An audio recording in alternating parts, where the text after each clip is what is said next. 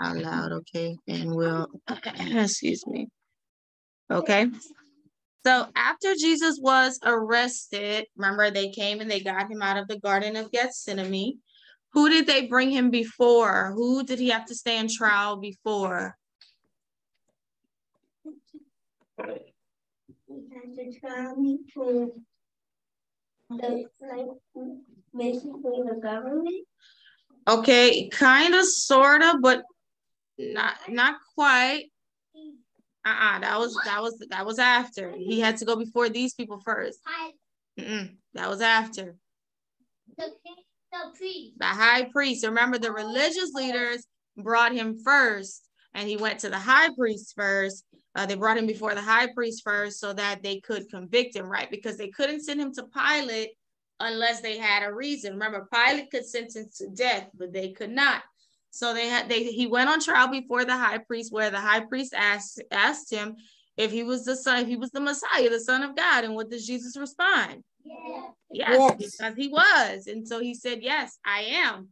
And so after that, he says, yes, I am the Son of God, the Messiah. And so the high priest, remember, he tore his clothing. He was like, oh, this is blasphemy. He was like, this man should be sentenced to death. So that is when they took him before who? Right? Because they said he broke our laws. Let's bring him before Pilate. So now they were going to bring him before Pilate.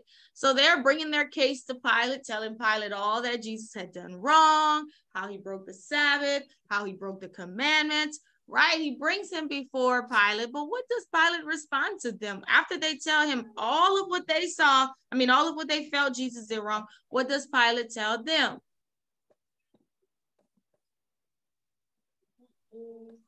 He's innocent. Pilate says, I don't see anything wrong with what this man has done. He's like, I think this man is innocent, right?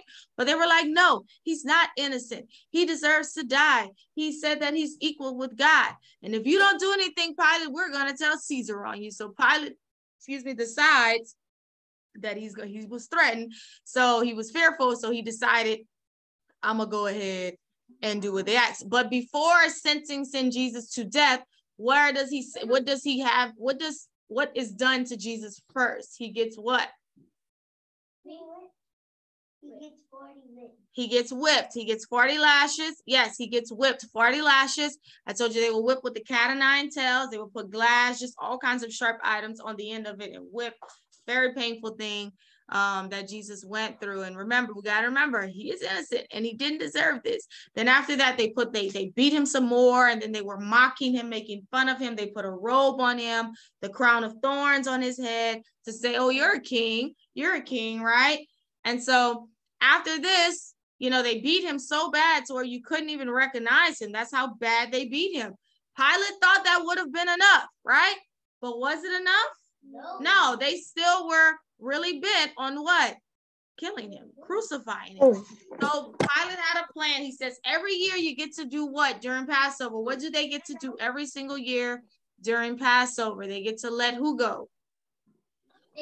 They get to let a prisoner go free, right?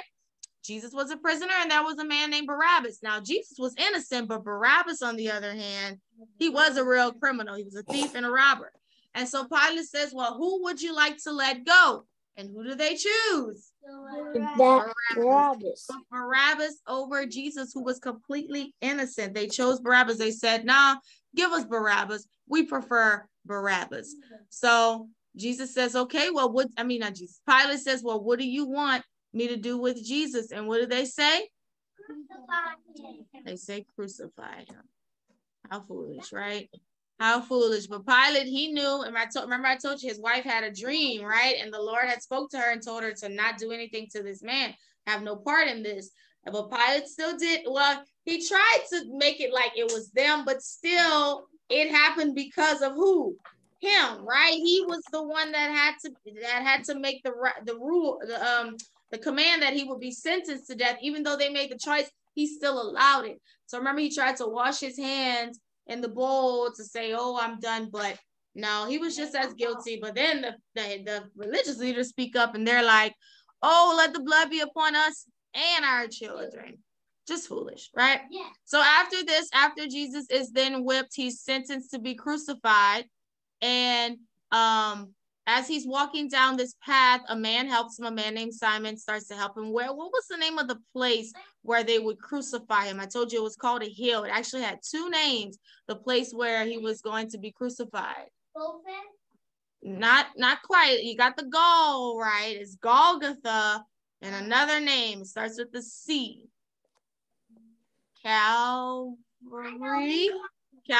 right? That's where he would have been crucified, with the two thieves on Calvary's hill. Yes. Okay. So who was also crucified with Jesus as well? It wasn't just him by himself. Who else was crucified with him? Two thieves. They were crucified with him as well. He was not alone. They were crucified along with him. Okay. And so as Jesus is, or they nail him to the cross, and they lift up the cross, and it was just a waiting process, right? You would just wait for the person to die.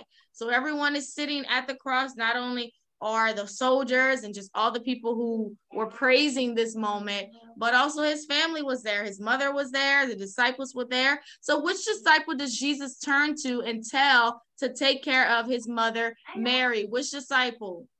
John. He said, John, take care of my mom. And he tells to his mom, Mary, that John would now be her what? Subject, her son.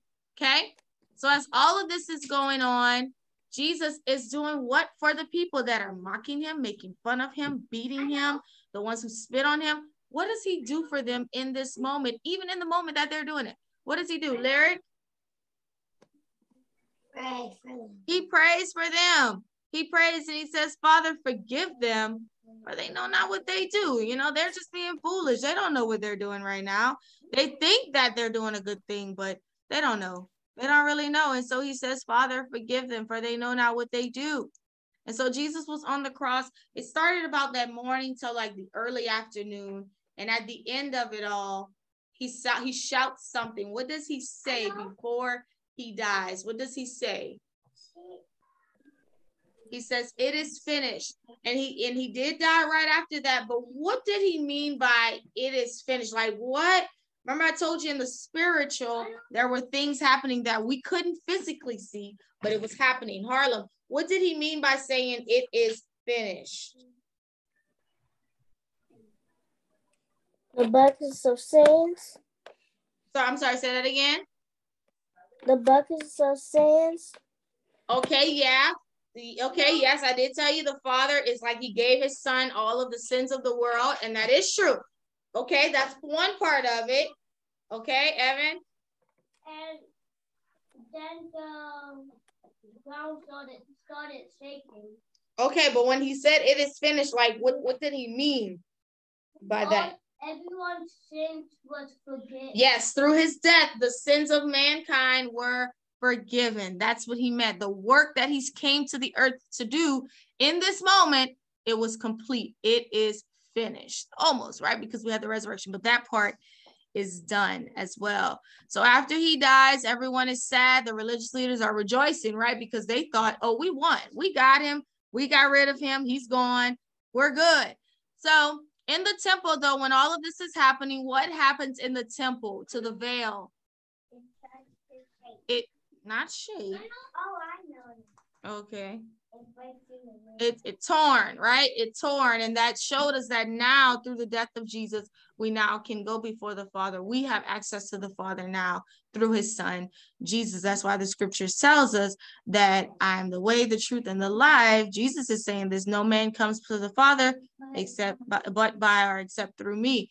So that's what he means by that. It's like you have no access to God, heaven, any of that, unless you come through me. And his death on the cross made way. So which two men came and got Jesus off the cross? Two men came. One of them was going to use his tomb to bury him, and the other person was there to assist taking him down. Who were the men?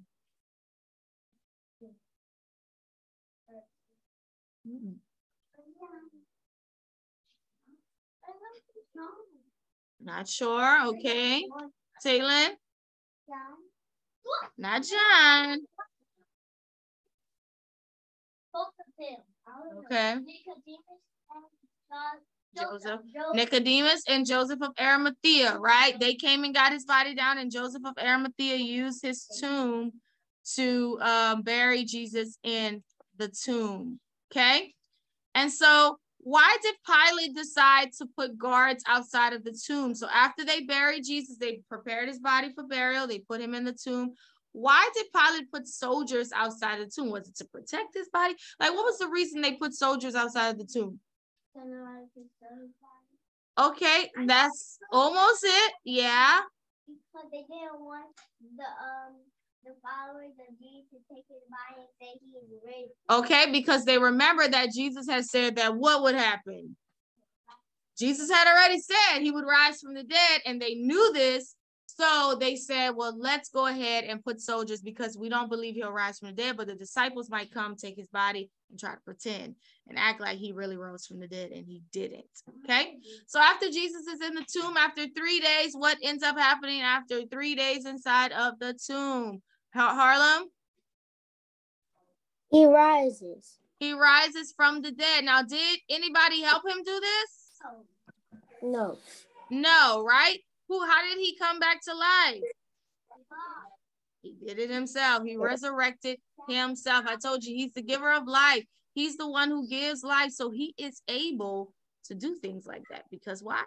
He's the one that made life. So therefore, he can take it and raise it up. And so that's exactly what he did. He brought himself back to life. Okay. But remember, he busts through the tomb, and the soldiers, when they see it, they pass out. They go tell the religious leaders what they saw. But then the religious leaders were like, you're going to lie and tell everyone that the disciples took his body. And like I said, they still believe that lie today. So after this, some of the women were going to the tomb. Remember, they were going to the tomb because they were going to, bring flowers and things like that. But when they got to the tomb, what did they find when they arrived at the tomb? What did they see? What did they find, Lyric?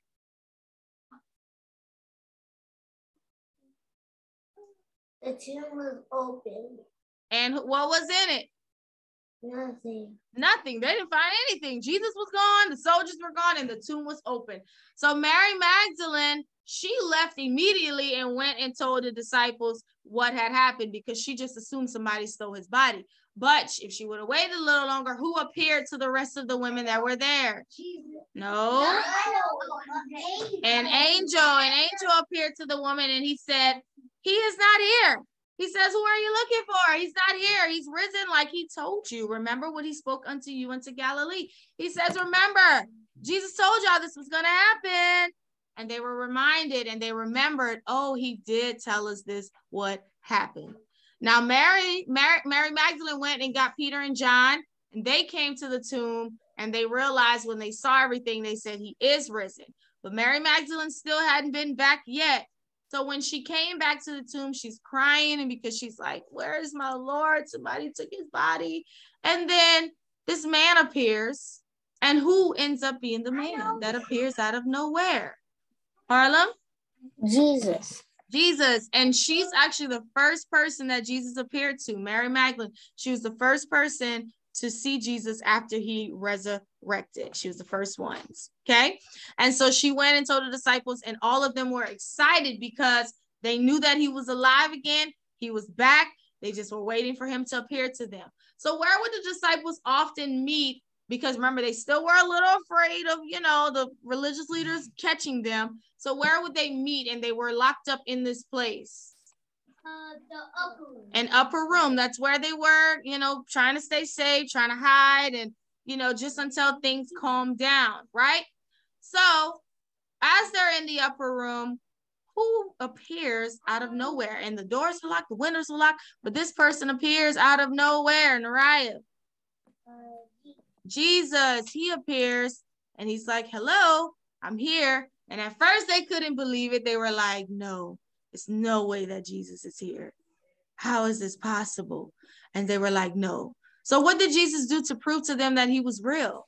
He says, look at my hands, look at my feet. But that they still were like, I don't know. But what does he do? And they say, yeah, he's alive. He's for real. Amina? I just said that. No. his side. I know he told John to stick his finger. That's something different. He ate some fish. Yes, he ate. He ate some fish. And when they saw that, they were like, wow. Now, when this happened, one disciple was not there. He was missing. One of the disciples, which was Thomas. So when they tell Thomas, Thomas is like, I don't believe that for a second. Thomas is like, unless I could touch his hands, his side, all of that, he says, then I'm going to believe. So then another time they're in the upper room, Jesus appears again. And he says, Thomas, do you believe? Touch my hands, touch my side. And Thomas, does he even need to do that? No, he immediately believes and says, Lord, it is you. You have risen. You are alive. And so Thomas believes. He says, you're my God and my Lord. So I told you after this, Jesus had stayed on the earth for 40 days. He had appeared in different places. He appeared to his disciples multiple times. He also appeared to a crowd of like 500 people at one time. But these are all witnesses, right? In case anybody would try to say, oh, he didn't rise, that didn't happen. All those witnesses that saw him, they can testify, yes, he is alive and he has risen from the dead. And after this, Jesus, after the 40 days, he spoke to as he wanted to meet with his disciples one last time. He spoke to them and he ascended into heaven. And an angel commanded his disciples after he went back. He says, I want you to go out and spread my gospel. Tell everyone what I have done, how I died on the cross for your sins, how I rose again after 3 days, and that I'll bring you back to me one day. He says, this is the gospel, and I want you to go out and tell this to the nations. Because see what happened, they only knew about it in Jerusalem, right? There was other parts of the world that needed to know. He says, so I need you to go out and spread this message and tell people what I've done for them. And so that was the charge. And so in Acts, that's the next book, Matthew, Mark, Luke, John, Acts. In Acts, that's what that book is about. It talks about how the disciples went out and spread. Well, at first they didn't. They were forced to spread out through persecution, but they went out and they spread the gospel. And that's when we're introduced to Paul, who was named Saul initially. He was the one God chose to go preach to the Gentiles, because a lot of the disciples only would preach to the Hebrews. They weren't preaching to the Gentiles who deserve salvation just as much as the Hebrews. And so, because that's who Jesus died for, everyone. So he raised up Paul to be the one. That's why when we have the book of Romans, Corinthians, Galatians, that's Paul that wrote all those letters. And he wrote them to those churches, the Gentiles, all those people. And so the gospel continued to spread. And obviously we know it spread because guess what we're talking about today? The gospel. So yeah, so it spread. So that is the end of the ministry of Jesus here on the earth. His ministry isn't done. But now he's charged us to do the work, right? He came, he taught us the way to live, how to be saved, how to live for him. And now he charges us to go out and to spread his gospel. So, yep. So that's it, guys. So that's our last Bible lesson. We only have, we'll have our test on tomorrow. Next week, we don't have any Bible. We'll meet on Monday, but we're doing like a review game on Monday. So, all right. So that is it for today, guys.